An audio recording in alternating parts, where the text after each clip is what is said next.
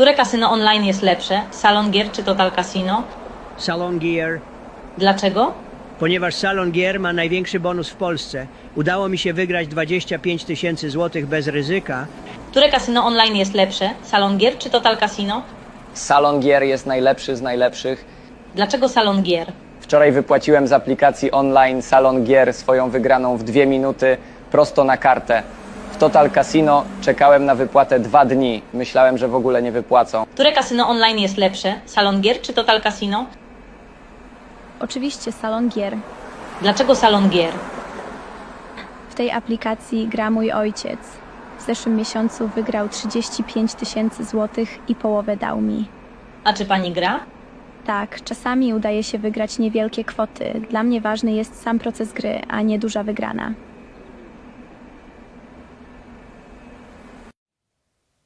Hi everyone, it's Kino here. Welcome to this Ashtanga Yoga Build-Up class. Today we're going to take a look at Maricasana A and Maricasana B. These are foundational poses in the Ashtanga Yoga primary series seated sequence, and understanding what actually goes into these asanas will really help equip you to do the work of the practice. So let's start off in a seated position, and let's just do a Paschimottanasana forward fold to make sure at least our forward bend is a little bit warmed up. So let's hold on to the big toes, inhale, prepare, and then exhale, fold. Just kind of stay there for about 5 breaths. So we've got 1, 2. Don't worry if it feels a little tight, it's all right. We haven't done the full practice before. 3, 4, 5. Inhale, let's straighten the arms. Exhale there. All right, let's take a look at Maricasana A. So you're going to bend your right knee. And one of the key principles we work in with Maricasana A, it's the first of a long series of Maricasana asanas, is that there's a little bit of space between the foot and the thigh. If your foot is touching, then when we try to go forward, it's going to force external rotation in the hip joint. So it would be better if you want to take it a little wider, but ideally you want the foot to just kind of graze the outer edge of your hip. So that means that the distance between your foot and your thigh might be different than mine. The second aspect in Maricasana A to really be conscious of is that we want to let the hip of the bent knee come off the ground. So we should feel a little bit of space underneath the hip joint. If we lean too much back, then when you try to bind the hands, it's going to be too much pressure inside the shoulder joint and could destabilize the collarbone a little bit. So instead of worrying about binding the hands directly from the beginning, we want to set up the torso and the hips first. So pivot forward, which creates a whole kind of ricochet effect on the body. Once that hip is lifted off the ground, there's more of a bend in the ankle, and the torso is encouraged to do more forward bending. So you can use your left arm as a little bit of support, and then drop the right shoulder down. This allows you to make the space between the torso and the thigh, meaning that the torso moves away from the right thigh as the chest moves down towards the left knee. This gives you the space to actually begin to move the shoulders. If the shoulder is stuck on the knee, we're going to have a hard time actually moving inside the shoulder joint. So by dropping the shoulder down, we can then facilitate internal rotation, so that will actually come from inside the shoulder socket, and then we'll bend the elbow, reaching the hands around. This will allow you to find the bind while still working on the foundational elements of Maricasana A, the forward bend, the hip flexion, and then of course that internal rotation of the shoulder. Now, if despite your best efforts, right, let's try the other side. Let's say you go through all of that, you reach down, the torso moves a little bit around, but the shoulder doesn't reach, and you try and feel stuck.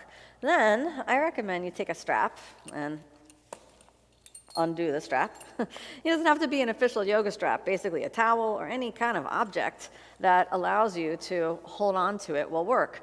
And then we work through the same principles. The navel draws in, the legs are strong, and then the torso slides a little forward and down, and you get that internal rotation. The only hard thing about using the strap or the object is we need to kind of throw it on the back, and then we'll reach around and make that same contact.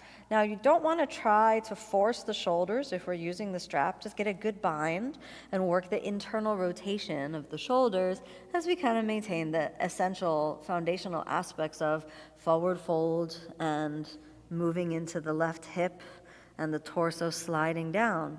And we can come up and release. Now, cross the feet. Let's find our way back to plank. We can find plank. Exhale, chaturanga. Inhale, upward facing. Exhale, downward facing. We'll look forward, cross the feet. Exhale, come on down to seated. Marichasana B. Now, Marichasana B is an interesting asana because we're actually going to start working with the left leg first. The left leg is going to go into half lotus position. So we'll close the knee joint, drop it out to the side, and glide it up into half lotus position. If that doesn't happen, then I'll show you some other alternatives when we go to the other side. So let's work with the classical half lotus variation for now. It's important that when we work with the half lotus that it's not an open lotus. So if we're going to do an open lotus, then I'd recommend you sit this out and wait for the alternative. That I'll show you in just a moment. We want to have a closed knee. This will both protect the knee and also make sure that the ankle gets support from the upper thigh. We bend the knee on the right side. Most common mistake that people make in Marichasana A is trying to do the bind from here and trying to maybe end up binding around this foot.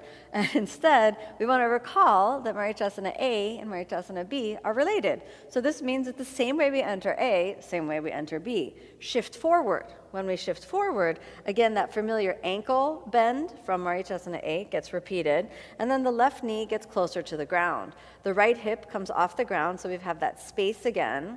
And then maybe we're not yet ready to bind. If there's a lot of pressure on the right foot, then maybe the bind is not yet accessible. However, if when we pivot forward, we can feel that the ankle feels okay. You don't want to go too much forward, so if you start to feel like you're about to stand up, then that's too much forward. Just enough forward so that this ankle starts to bend and then the outer band of the left thigh can be on the ground. You can use your left hand for a little support.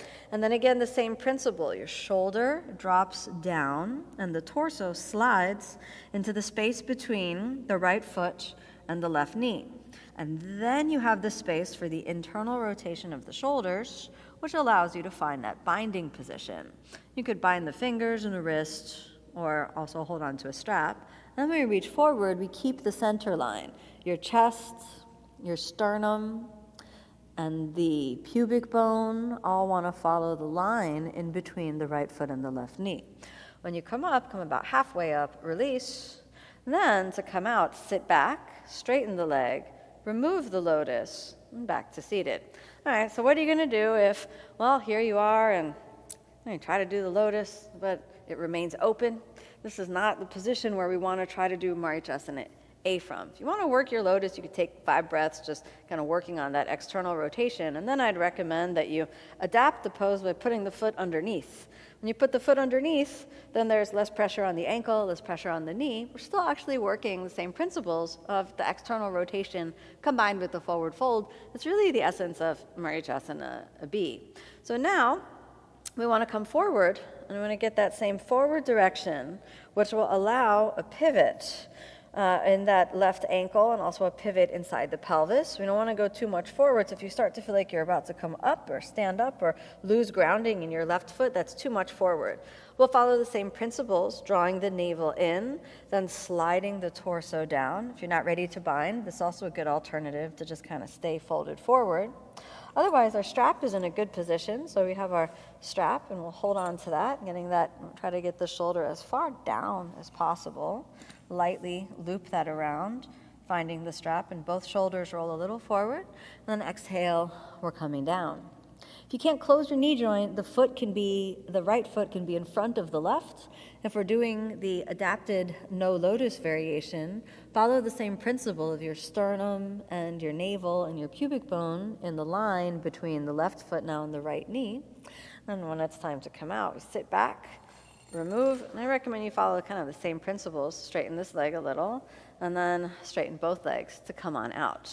Now let's cross the feet. Find our way back. We've got chaturanga. Lower down.